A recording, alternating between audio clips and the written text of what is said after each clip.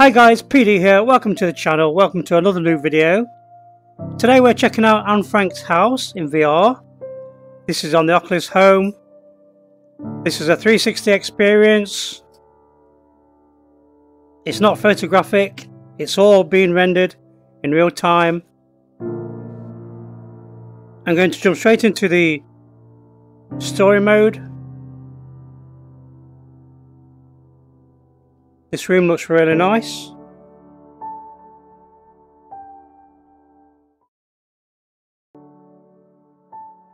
On the 12th of June 1929, Anne Frank is born in Frankfurt, Germany. She is the second child of Jewish parents, Otto and Edith Frank. Her older sister is called Margot.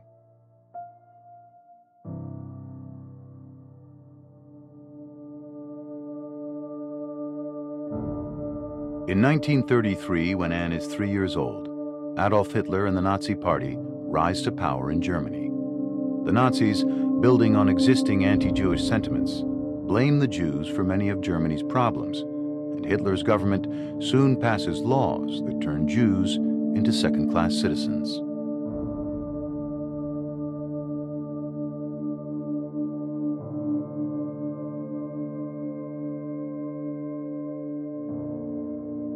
As a result, many German Jews decide to leave Germany and seek refuge elsewhere.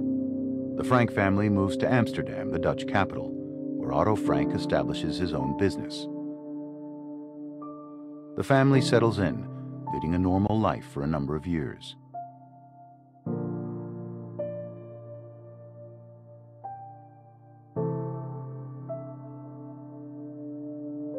But then, in May 1940, shortly after the start of the Second World War, Nazi Germany invades the Netherlands.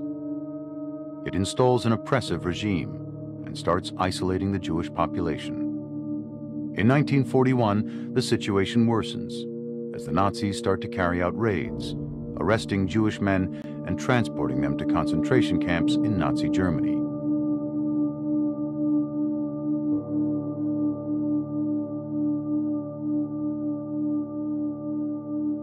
In July of 1942, when Margot receives a call-up notice to go and work in Nazi Germany, Otto and Edith Frank decide to take action. Having already prepared a hiding place in an empty part of Otto Frank's company building, they hurriedly move their family into the Secret Annex and go into hiding.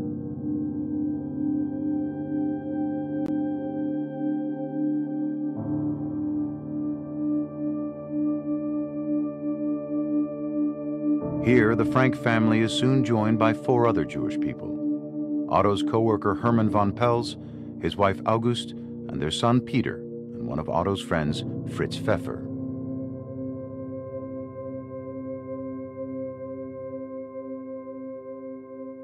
It is this group of 8 people that will live together in the small annex for more than 2 years, sharing the burden of living in hiding with the constant fear of being discovered. All this time, they are cared for by 6 helpers, trusted employees of Otto Frank, who supply them with food and other necessities.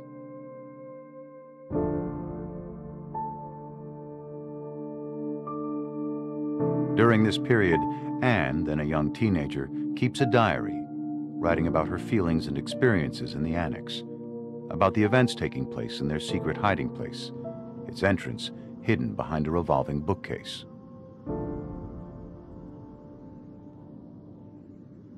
Okay, that was a cool transition.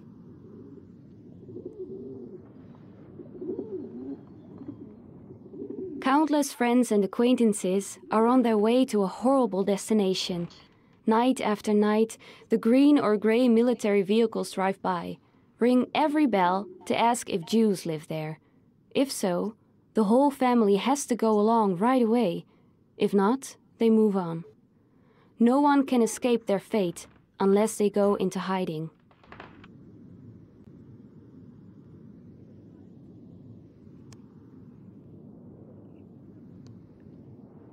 Okay, this is a little strange at first. It feels like it's slightly off. Can we go this way?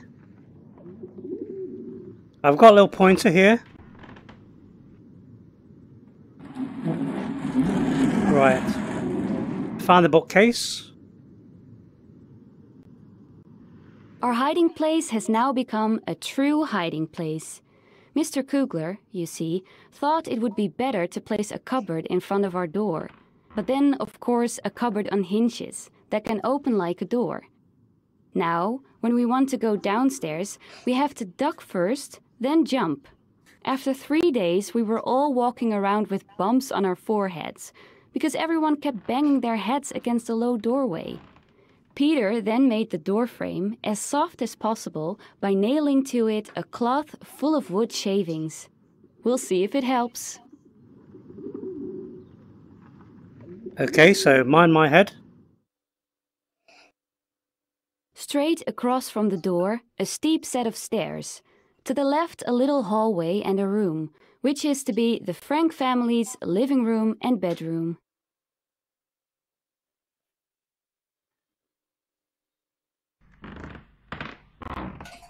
Okay, this is really well detailed. Which way are we going? This way? Of course, we are never allowed to look out the window or go outside. During the day, we always have to walk quietly and speak softly. The people in the warehouse mustn't hear us.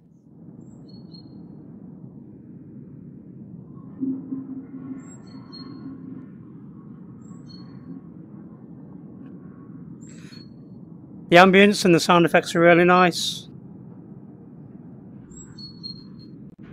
It weighs on me more heavily than I can say that we can never go out, and I am terribly afraid that we will be caught and executed.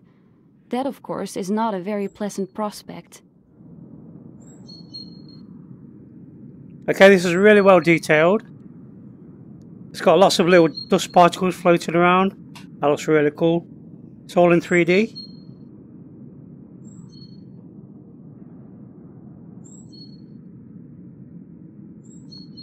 We always look forward to those Saturdays, because that's when the books arrive. Normal people don't know how much books mean to someone who is locked up. Reading, studying, and the radio are our only distractions.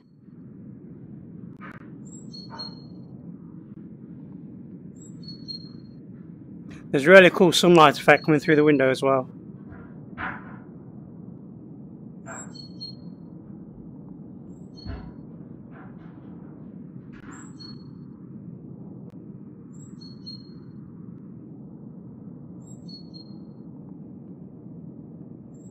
Find a note. It's terrible being sick in here. Whenever I had to cough, I would crawl down deeper under the blankets and try to quieten my throat as gently as possible. But enough about being sick now. I'm feeling dandy again. I've grown half an inch, put on 2 pounds, pale and eager to learn.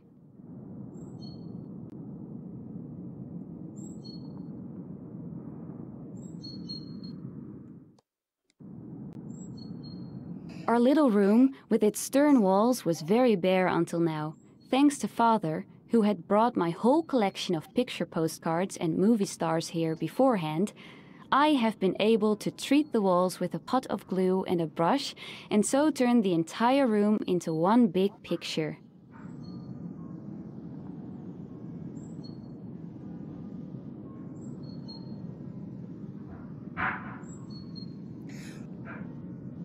This sort of experience is really good for learning. This would be great for kids. Writing lets me get rid of it all. My sorrow disappears, my courage is revived. But, and that's the main question, will I ever be able to write something great? Will I ever be a journalist and a writer? I hope, oh, I do so hope I will, because writing lets me register everything, my thoughts, my ideals, and my fantasies. This must be a Go experience as well, because there's no tracking on the head. It's not tracking my head, it's all static.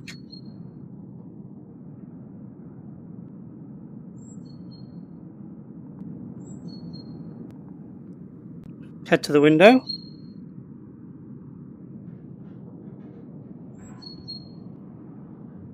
This gives you a really good sense of being here. As of yesterday, I have found something new. For instance, using a good pair of binoculars to spy on the lighted rooms of the people who live behind us. During the day, we are not allowed to open the curtains even an inch, but when it's so dark, there can be no harm in it.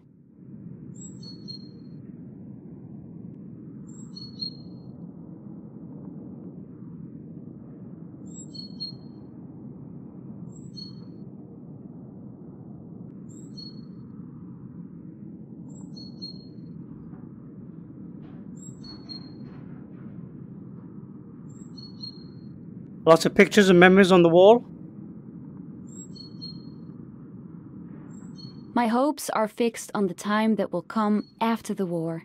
I would love to go to Paris for a year and London for a year to learn the language and study art history. Leonardo da Vinci.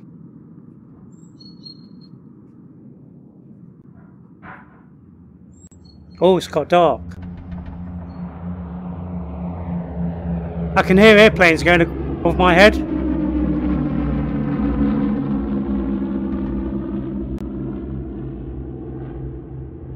That's a really weird sensation.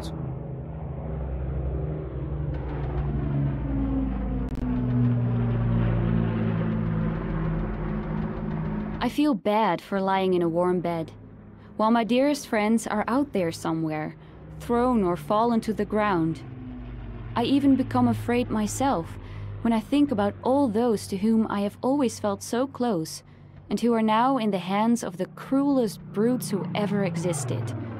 And that only because they are Jews.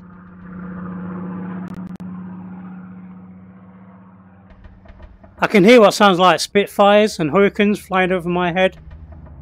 This surround sounds amazing. It's so realistic.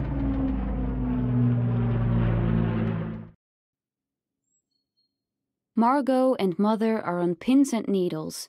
Shh, Father. Quiet, Otto. Shh. It's 8:30. Come here now. You can't run the water anymore. Walk quietly. These are the various cries that go out to Father in the bathroom. At the stroke of 8:30, he must be in the room. Not a drop of water, no walking, everything quiet. When there's no one in the office downstairs, everything sounds so much louder in the storeroom.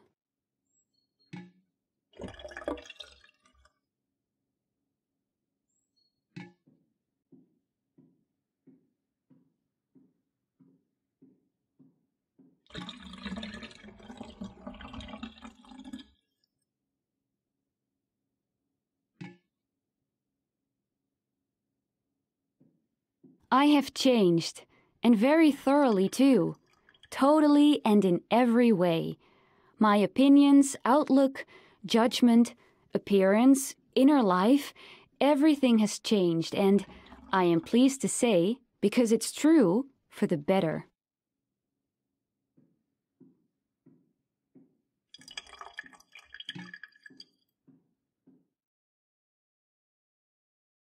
If one climbs the stairs and opens the door at the top, one is amazed to find such a large, light and spacious room in such an old canal house.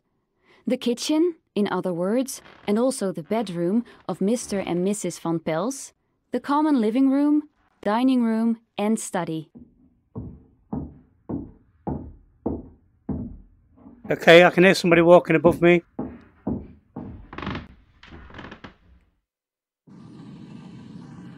That difference, that huge difference, is always there.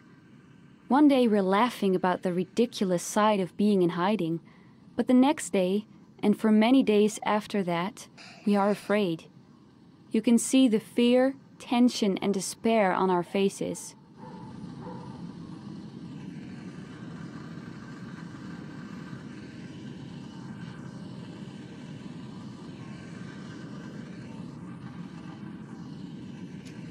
This is one old house.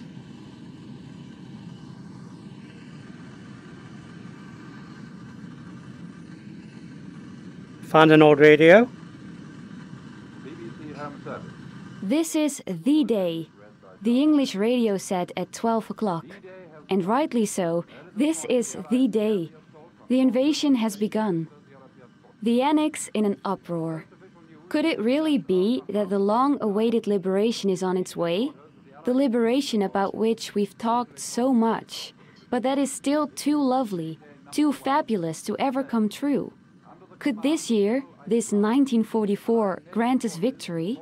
We don't know yet either, but the hope that springs eternal makes us brave, gives us renewed strength.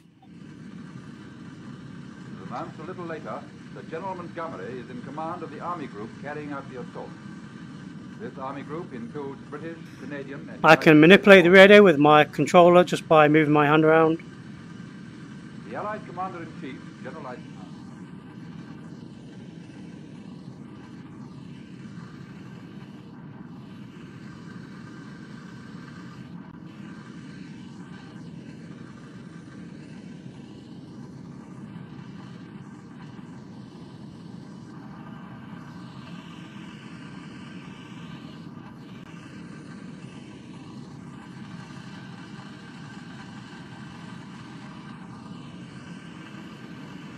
I'm really impressed with the attention to detail.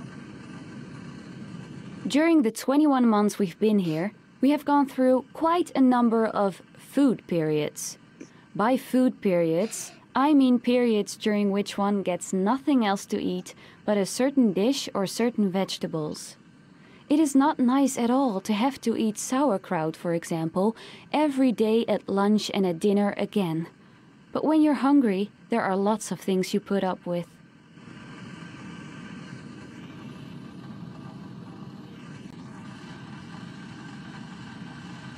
I can hear the iron bubbling away there.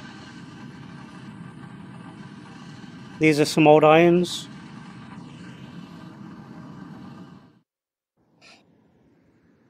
When you knock on his door early in the evening and hear someone quietly call out, "Yes, yes," then you can be sure that when you open the door, you will find him peeking out at you from between 2 steps of the stairs to the loft, and that he will usually continue with a rather welcoming "so." His little room is, well, what is it really? I think a sort of landing on the way to the loft. Very small, very dark and very humid. But he has made it into a real bedroom. Got an old bike.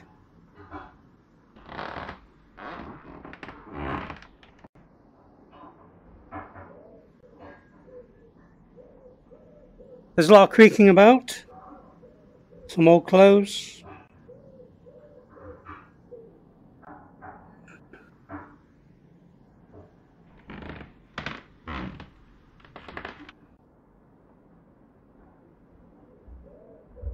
Whenever I went upstairs to Peter's room by daylight, I always found the atmosphere very cheerful. I watched for an opportunity to remain in the room unnoticed and to get him talking, and yesterday that opportunity arose. Peter, by the way, has suddenly developed a mania for crossword puzzles and does nothing else these days. I helped him with it, and soon we were sitting across from each other at his table, he in the chair, me on the divan.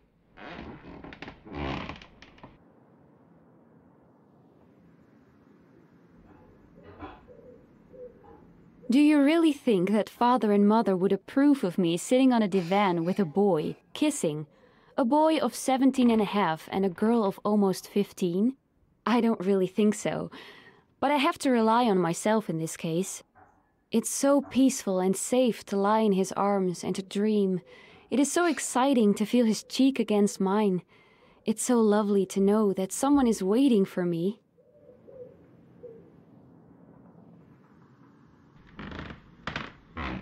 Let's head up into the loft.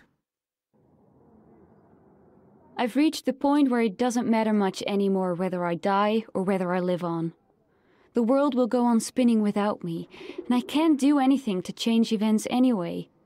I let it come and do nothing but study, and hope that things will turn out well. Got potatoes on the floor. Lots of grain. Okay. I can hear what sounds like tanks rolling by.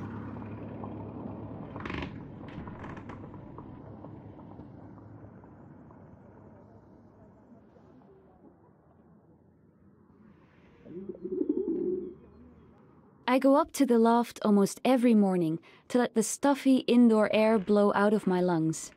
This morning, when I went to the loft again, Peter was there cleaning up. He was done quickly, and while I was sitting at my favorite spot on the floor, he came over too. The two of us looked at the beautiful blue of the sky, at the bare chestnut tree with little drops glistening on its branches, at the seagulls and other birds that seemed made of silver in the sunlight, and all of that moved and touched both of us, so that we could no longer speak.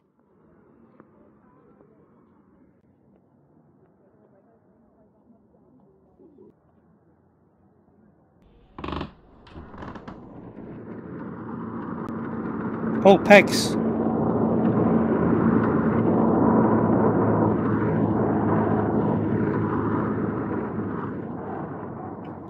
That vehicle sounds like it's really right outside that window there. The surround sounds amazing. That is the difficult thing these days.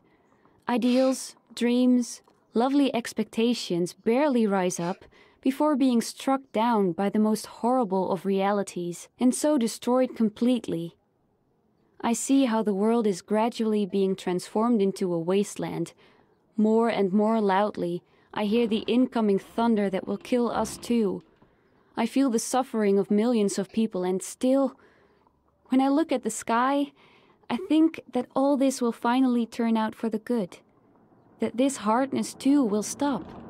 That calm and peace will return to the world order. In the meantime, I must keep my ideals high and dry. In the days that are coming, I may actually be able to carry them out.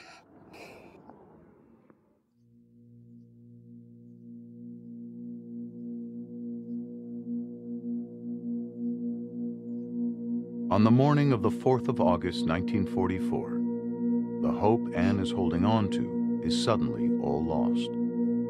The hiding place is discovered, and police barge into the annex, arresting everyone.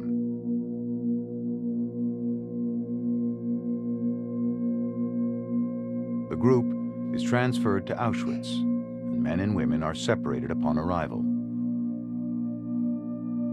After 2 months, Anne and her sister Margot are transferred to Bergen-Belsen. The living circumstances in the camp are horrific. And in February 1945, Anne and Margot both die from illness and exhaustion, 2 months before the camp is liberated. Of the entire group, only Otto Frank survives the camps. When he returns to the Netherlands, he finds the annex completely ransacked. Most of Anne's writings, however, had been safeguarded after the raid by one of the helpers, Miep Gies. When it becomes clear that Anne has died, they are handed over to Otto. Upon discovering Anne wanted to publish a book about her experiences, he decides to fulfill her wish. In 1952, Diary of a Young Girl is published in English. It will become one of the most read books in the world, translated into more than 70 languages.